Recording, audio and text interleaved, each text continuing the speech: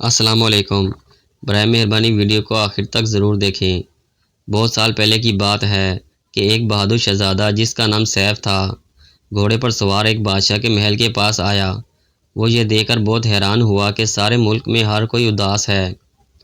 بادشاہ کہنے لگا، میری بیٹی، میری شہزادی مرحبا اچانک غائب ہو گئی ہے اور اس کا کوئی سراغ نہیں مل رہا۔ شہزادہ سیف نے وعدہ کرتے ہوئے کہا، میں شہزادی کو تلاش کر کے لاؤں گا۔ پھر وہ گھوڑے پر سوار ہوا۔ اس نے شہزادی مرحبا کو پہاڑوں پر، جھیلوں میں تلاش کیا، ہر شہر میں لوگوں سے اس کے متعلق پوچھا، لیکن کسی نے شہزادی کو نہیں دیکھا تھا۔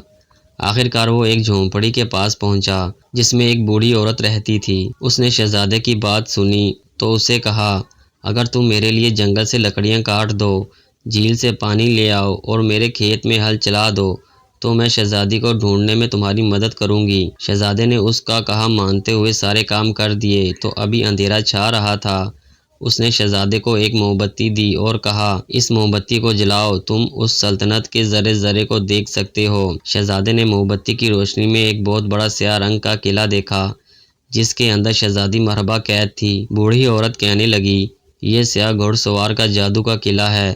شہزادہ سیف پھر گھوڑے پر سوار ہوا اور اسے دوڑانے لگا، حتیٰ کہ وہ سیاہ گھوڑ سوار کے جادو کے قلعے کے نزدیک پہنچ گیا۔ لیکن قلعے کے چاروں طرف جادو کے کانٹوں سے بھری جھاڑیاں سر اٹھائے کھڑی تھیں۔ وہ جتنا انہیں تلوار سے کاٹتا، وہ اور بھی زیادہ ہوتی جاتیں۔ آخر مایوس ہو کر اس نے پھر موم بتی جلائی تاکہ دیکھے کہ شہزادی مرحبا کس حال میں ہے۔ موم بتی کا شعلہ جلا تو اتفاق سے جھاڑیوں میں آگ لگ گئی اور وہ خاک کا ڈھیر بن گئیں۔ سیاہ گھوڑ سوار گھوڑے کو تیز بھگاتا ہوا قلعے سے باہر نکلا اور شہزادے سیف کے ساتھ تلوار سے جنگ کی، جس میں شہزادے نے اسے شکست فاش دی۔